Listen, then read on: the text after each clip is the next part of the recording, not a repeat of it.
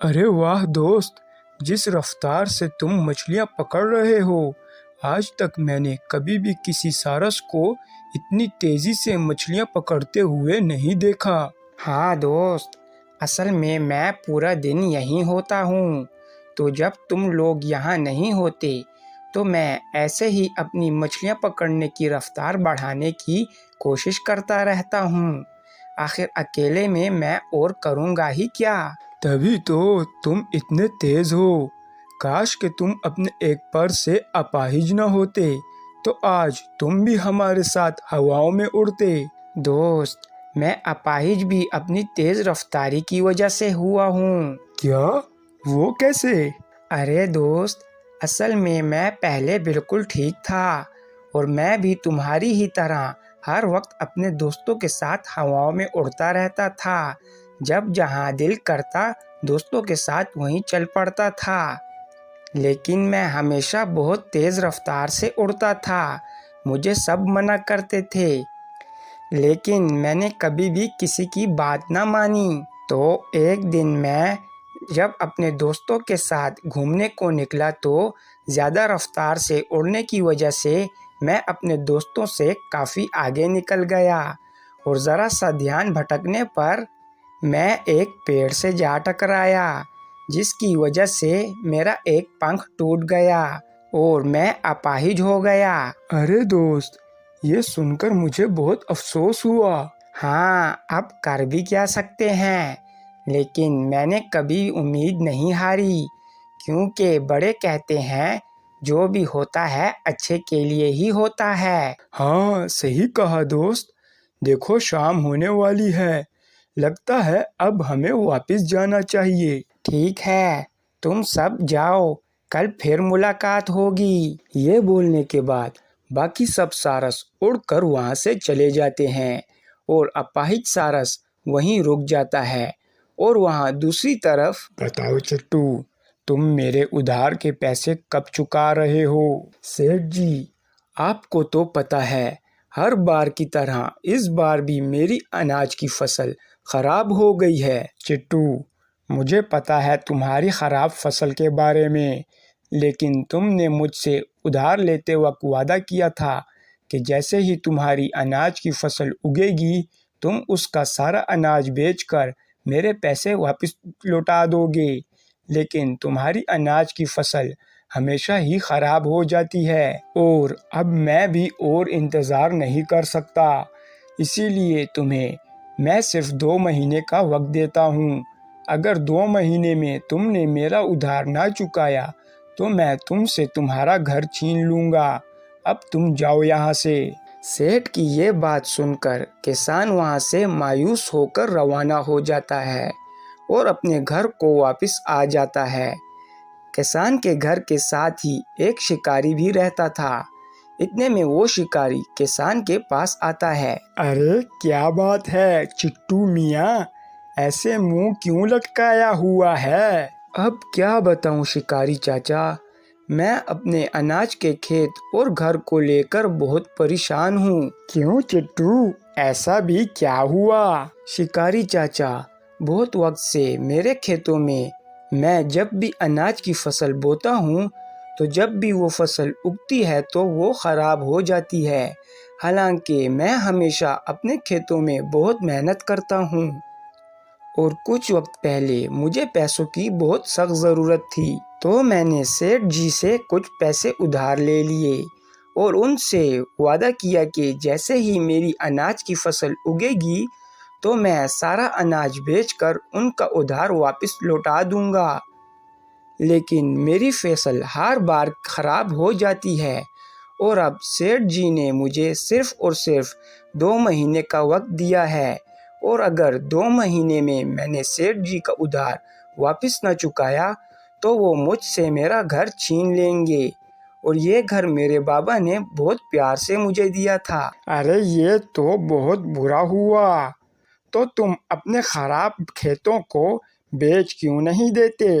वैसे भी ऐसे खेतों का तुम्हें कोई फायदा नहीं। अरे शिकारी चाचा, मैंने पहले भी बहुत बार अपने खेतों को बेचने की कोशिश की, लेकिन ख़राब फसल होने की वजह से कोई भी मेरे खेतों को खरीदने के लिए तैयार ही नहीं। काश कि मैं तुम्हारी कुछ मदद कर सकता। मेरे लिए इतना सोचने के लिए आपका बहुत शुक्रिया। वैसे आप कहाँ जा रहे हैं? अरे शहर में एक नया जू खुला है और उस जू के मालिक ने मुझे कहा है कि उसे अपने जू के लिए एक सारस चाहिए और वो मुझे उस सारस लाने के बहुत अच्छे पैसे भी देगा। बस अब मैं बेहोशी की दवा लेने जा रहा हूँ ताकि उसकी मदद से मैं कल एक सारस को पकड़ सकूं। अच्छा, ये तो बहुत अच्छी बात है। हाँ वो तो है। अब मैं चलता हूँ, कहीं देर ना हो जाए। ये बोलकर शिकारी वहाँ से चला जाता है। अगले दिन शिकारी अपनी बंदूक लेकर जंगल की नदी की तरफ रवाना हो जाता है। तो इतने में शिकारी की नज़र नदी के पास खड़े बहुत सारे सारसों पर पड़ती है। तो इतने में शिकारी अपनी बंदूक से उन सारसों पर निशाना लगाता है और अपनी बंदूक चला लेता है। शिकारी की बंदूक की आवाज़ सुनकर बाकी सारे सारस वहाँ से उड़ जाते हैं और अपाहिज सारस वहीं रह जाता है, जिसकी वजह से शिकारी की बंदूक से निकला हुआ बेहोशी का इंजेक्शन उस अपाहिज सारस को जा लगता है और वो वहीं बेहोश हो जाता है।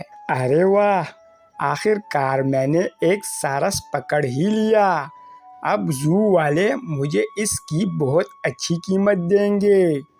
अब मैं जल्दी से इसे अपने घर ले जाता हूँ। ये बोलने के बाद शिकारी उस सारस को अपने घर ले आता है।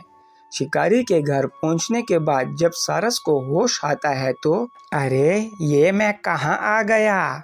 तुम यहाँ मेरे घर पर हो और मैं एक शिकारी हूँ और मैंने ही तुम्हें पकड़ा है। लेकिन तुमने मुझे ऐसे पकड़ा ही क्यों? मैं तुम्हें जू वालों को बेचने वाला हूँ।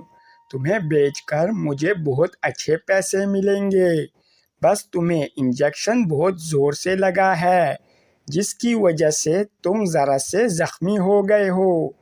लेकिन फिक्र मत करो, कुछ दिन मैं तुम्हारी पट्टी करूँगा तो तुम बिल्कुल ठीक हो जाओगे। ये तो बताओ कि वो जू वाले मेरे साथ क्या करेंगे? अरे वो तो तुम्हें बस एक पिंजरे में रखेंगे और तुम्हें पेट भर खाना भी देंगे।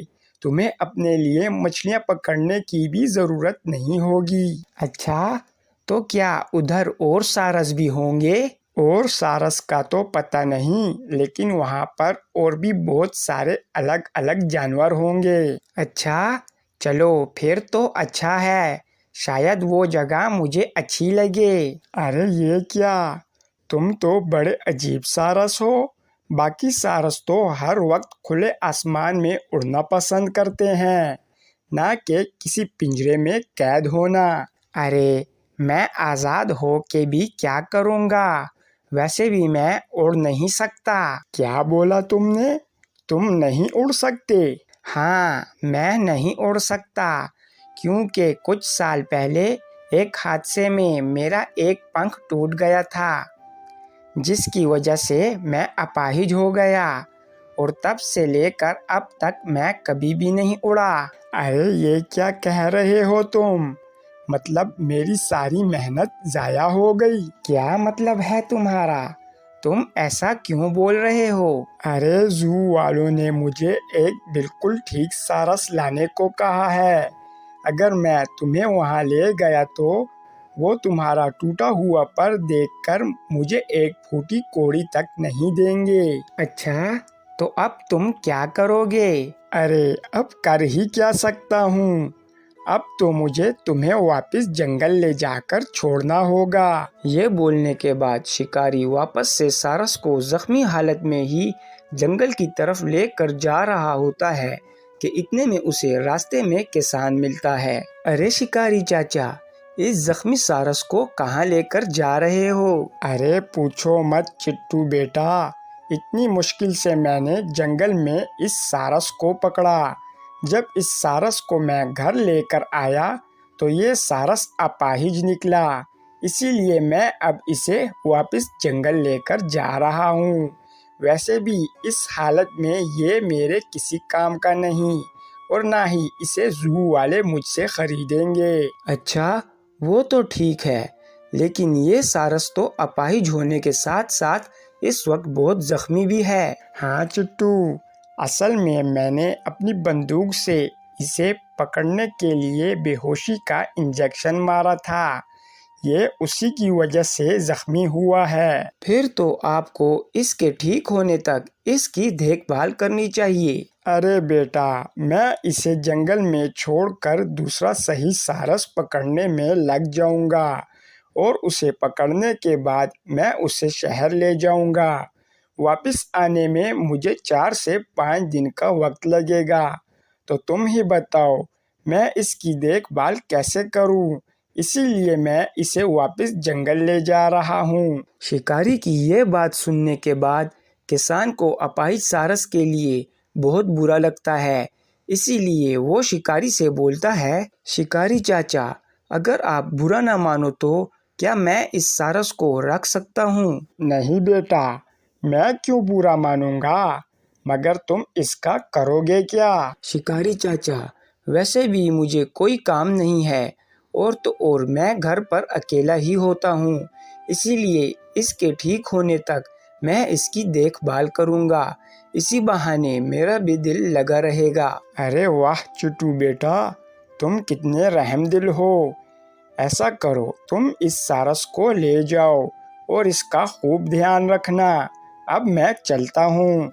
ये बोलने के बाद शिकारी वहाँ से चला जाता है और किसान सारस को अपने साथ अपने घर ले आता है। आओ सारस, तुम इस घर को अपना ही घर समझो। मेरी मदद करने के लिए तुम्हारा बहुत शुक्रिया, लेकिन अगर फिर भी तुम मुझे यहाँ नहीं रखना चाहते तो बोल दो, मैं खुद चला जाऊंगा। अरे नहीं नहीं, अब जब तक तुम ठीक होकर वापस पहले जैसे नहीं हो जाते तब तक तुम यहीं रहोगे। वैसे भी मैं इस घर में अकेला ही रहता हूँ, तो तुम अगर कुछ दिन मेरे मेहमान बनकर यहाँ रहोगे तो मुझे बहुत अच्छा लगेगा। अगर ऐसा ही है तो ठीक है, लेकिन तुम इस घर में अकेले क्यों रहते हो? तुम्हारे बाकी घर वाले कहाँ गए? असल में मेरे माँ बाप गुजर चुके हैं और मेरे बाबा ने मरने से पहले ये घर मेरे नाम कर दिया था और कुछ ज़मीनें मेरे और मेरे 2 छोटे भाइयों के नाम कर दी थी।